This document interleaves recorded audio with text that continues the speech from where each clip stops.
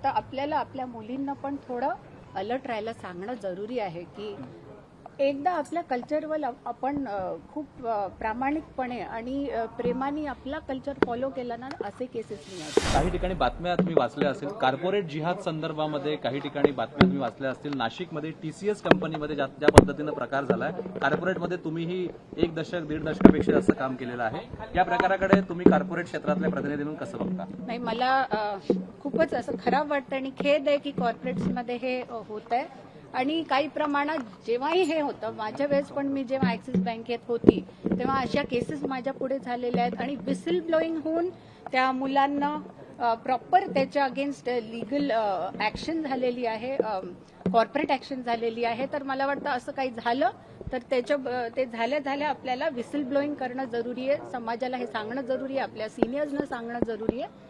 त्याच्यानेच हे बंद होणार पुढे जाऊन. काय नेमकं झालं होतं? तुम्ही ऍक्सिस बँकेत होता, काही अनुभव तुम्ही सांगू शकाल? नाही, अनुभव म्हणजे तेच थोडं स्त्रियांना आपल्या पोझिशनचा इफेक्ट करून कधी असं झालेले आहेत केसेस मला माहित आहेत की झाले होते आणि ते रिपोर्ट झाले होते कॉम्पिटंट कमिटीला आणि त्यांनी बरोबर ऍक्शन घेतली. गृह मंत्रालय अयशस्वी ठरत आहे. लव्ह जिहाद सारख्या ज्या घटना होतात किंवा जे काही गेल्या काही दिवसांमध्ये महिलांचे प्रियकराकडून नवऱ्यांकडून ज्या हत्या झाल्या त्यावरून गृह विभागावर प्रश्नचिन्ह उभे केले जातात.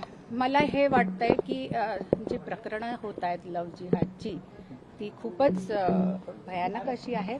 त्याच्यावर प्रॉम्प्ट ऍक्शन घेतली जाते.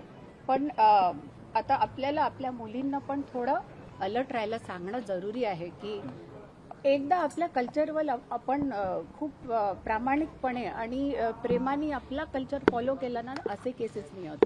आपले स्वतःचे जी यूथ आहे ना, ती कन्फ्युज्ड आहे आज कुठे जावं.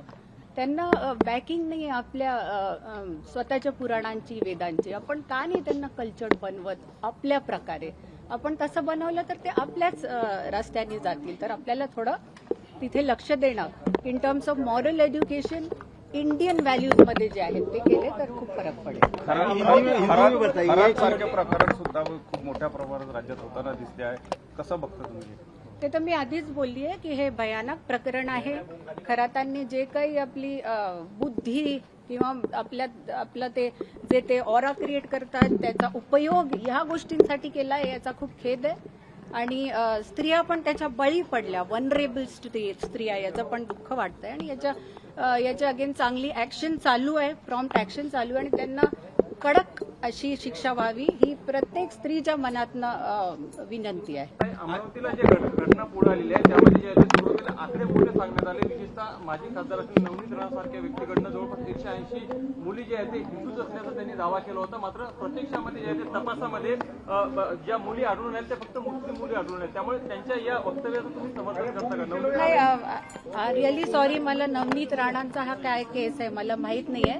पण मी चेक करीन आणि पुढच्या वेळेस याच्यावर रिप्लाय करू.